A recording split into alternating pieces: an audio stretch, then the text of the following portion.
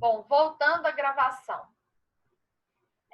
Gente, vocês sabem se a Adriana já entrou? Porque aqui não aparece o nome dela e não aparece o pedido dela aqui, não.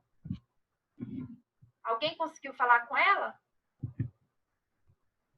Oi? Eu consegui falar com ela desistiu. Parece que Tá. vai assistir depois da aula gravada. Então tá bom. Então, voltando lá de novo na nossa tela.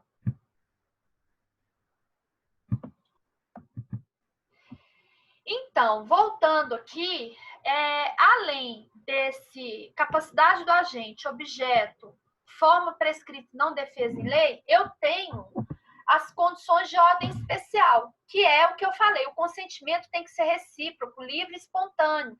Se uma das partes é obrigada a contratar, esse contrato é nulo, certo? Porque ele é objeto aí até de vício de um consentimento. Se ela é obrigada a contratar, está sendo coagido, tá?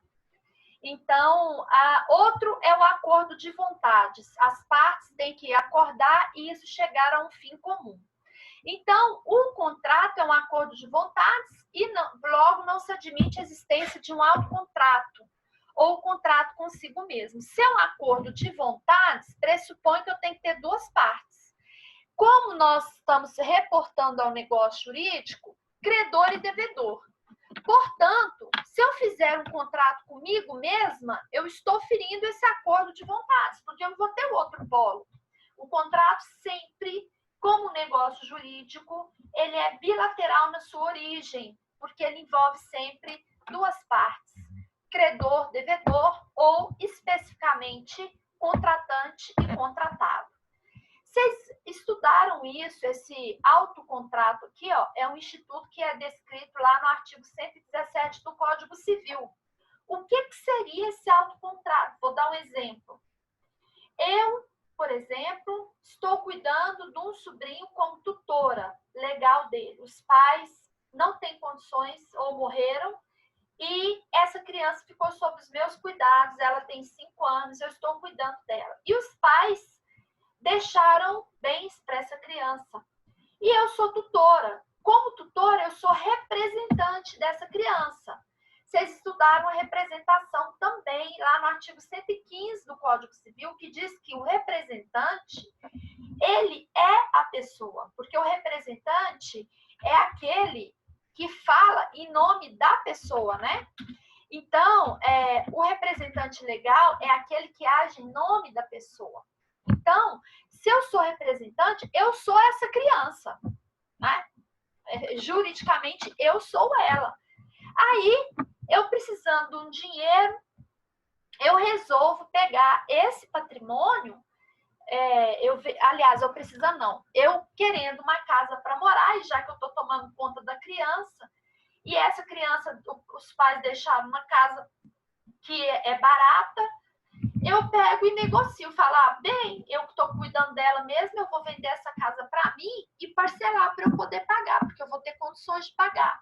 Eu não posso fazer isso, porque como eu sou ela, é como se eu estivesse comprando de mim mesma.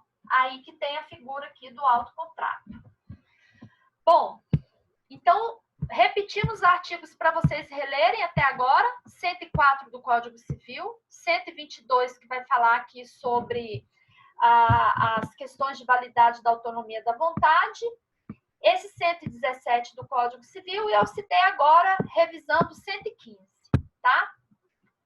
Bom, voltando aqui, resumindo aqui, nós temos os princípios fundamentais aqui do direito contratual. O primeiro deles, nós já falamos, que é a autonomia da vontade, que fala da ampla liberdade de contratar. Portanto, como o contrato é lei entre as partes, elas têm ampla liberdade de contratar, desde que e se respeitem o artigo 122. Ou seja, esse contrato ele é amplo quanto à sua possibilidade, desde que ele obedeça à lei e não fira as moral e os bons costumes. Nós temos aqui também a supremacia da ordem pública, que vai dizer que prevalece sempre o interesse público quando houver conflito entre o interesse particular e o interesse público, vai prevalecer o interesse público. Eu vou dar uma situação jurídica, que um exemplo dessa supremacia da ordem pública, que explica, em parte, o dirigismo contratual, que foi esse que eu disse aqui, certo? Veja bem, algum tempo atrás, acho que vocês já ouviram esse tipo de expressão, de revisional de carro. Era uma prática, acabou se tornando uma prática. As pessoas iam na concessionária, tiravam um carro financiado, logo depois pagavam 3, 4 parcelas desse carro, procuravam um advogado, entrava com uma revisional dessas parcelas, ganhava judicialmente, conforme a lei da época, e com a ação que eles ganhavam, conseguia quitar esse carro, né? Muitas vezes conseguia quitar ou abaixar consideravelmente as parcelas. Só que aí houve uma pressão das empresas concessionárias em cima do governo. Por quê? Como que elas vão se sustentar com esse tanto de revisional? E um dos princípios do Estado, né, da nação, é o fomento. O que é fomento? Fomentar a economia é fazer com que ela se movimente, porque senão o país estagna e ele quebra. E aí o governo teve que fazer o seguinte, como ele precisa, né, é uma questão até econômica, por isso o dirigismo contratual, aliás, contrato é diretamente relacionado com a economia, porque um dos seus princípios é a patrimonialidade que tem no contrato, todo ele tem um valor, o governo teve que atuar, né, nesses contratos, daí o dirigismo contratual, determinando, mudando as regras do jogo. Hoje você não pode mais, você não consegue mais tirar um carro da concessionária e da mesma forma, na época que fazia, entrar com revisional como era feito na época. Hoje você consegue uma revisional? Sim, mas não com a facilidade, vou colocar essa expressão, que era da época. Hoje é possível, mas muito mais complexa a situação, há uma série de requisitos. Então, o que o governo agiu?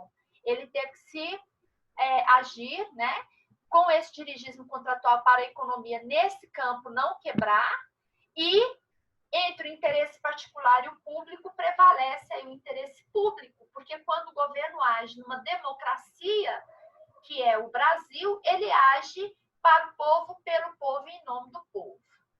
Bom, outro princípio que eu já disse é o consensualismo, que diz que o contrato decorre de um consenso, ou seja, da vontade, né? Aí agora apareceu uma pessoa aqui.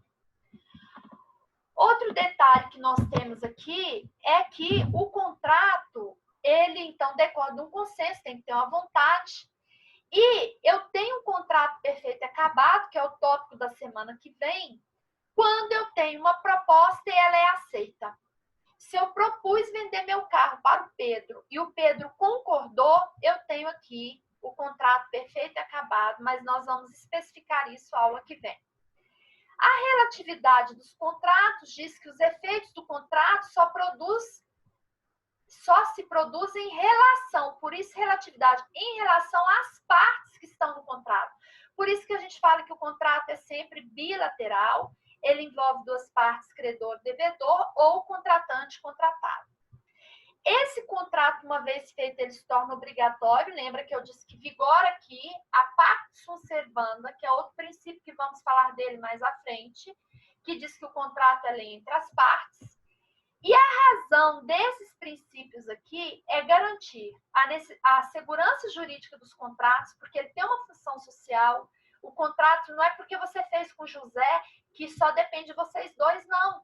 Como a gente vive em sociedade, a gente tem que entender, e isso é uma dificuldade muito grande, até por nossa cultura, né, do povo brasileiro, que o que um indivíduo faz, ele afeta direta ou indiretamente a sociedade. Estamos vivendo isso agora em pandemia, que é a questão do uso de máscaras, evitar sair, porque a crise que nós estamos passando, um dos motivos é porque nós não compreendemos que aquilo que eu faço, que é a questão social, afeta diretamente ou indiretamente a sociedade.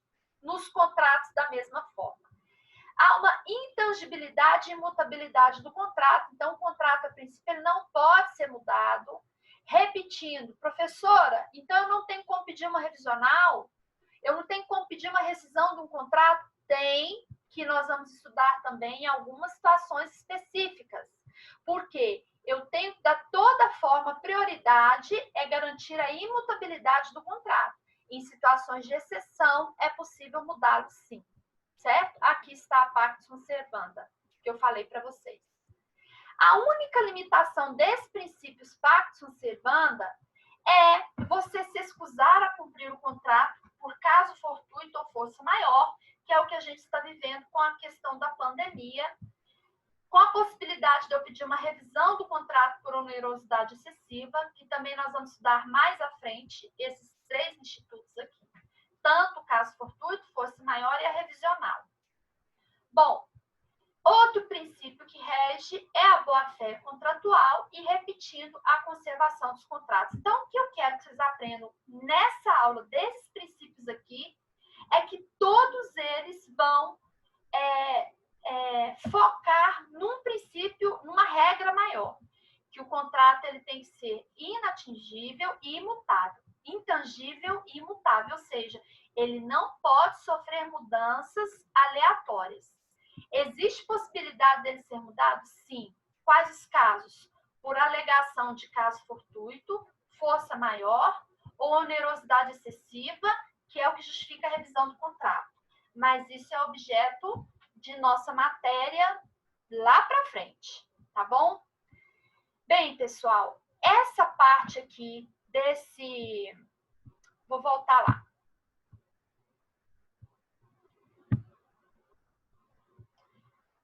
Essa parte aqui, então, do nosso material, que eu mostrei para vocês, é a parte da apostila. Quem está com a apostila, que eu conferi, foi postada também no Liceu desde a primeira aula.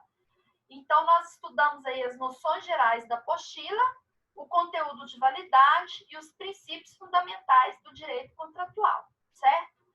Falta aqui 3 minutos para a nossa aula acabar.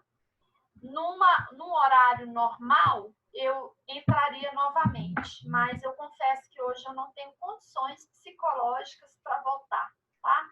Então, mas eu consegui dar essa parte para a gente não atrasar o conteúdo. E semana que vem eu vou falar da formação do contrato. Assim que eu postar para vocês a pós-síncrona de hoje, que eu não vou conseguir postar hoje também, eu vou mandar tanto no WhatsApp como para a Luciana também, beleza? E aí, alguma dúvida, gente, do que foi falado hoje? Sim, eu tenho uma dúvida, professora. Sim, fala mais alto um pouquinho que eu não estou ouvindo, por favor. Eu tenho uma dúvida.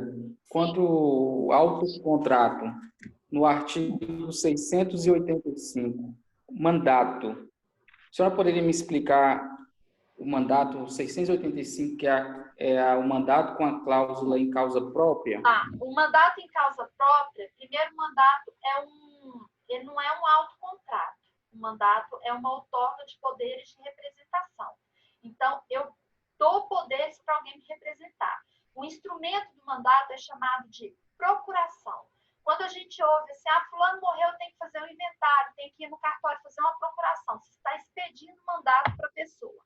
Mandato em causa própria é seríssimo e muita gente assina sem ler. Quando você assina qualquer procuração que tem escrito nela que o representante tem escrito nela uma cláusula em causa própria, você está dando poderes para o representante transferir para si todo o patrimônio sem justificar, inclusive para depois da morte. Então, ele seria uma exceção. É como se você abrisse mão do autocontrato. O autocontrato, segundo o artigo 117, é uma proteção que a lei te dá. Mas, se você quiser, através de um mandato, porque isso que eu falei que o contrato ele é entre as partes, né? Se você aceitar, através de um mandato, colocar o mandato em causa própria, você concordou, então você está aceitando ele transferir todo esse patrimônio para o nome dele, sem justificar. Inclusive, ele pode fazer isso até para depois dele morto. Não sei se eu te respondi, mas é isso. Sim, a lei sempre traz exceções. Certo. Mais uma última dúvida, que é o mútuo. Lá quando a senhora fala do agente capaz, o mútuo cita o artigo 589, o inciso... É o contrato de mútuo. Isso, inciso 3. Se Tá, o menor tiver bens estranhos, tá. Eu vou tem que falar ser rapidinho, tratado porque assim.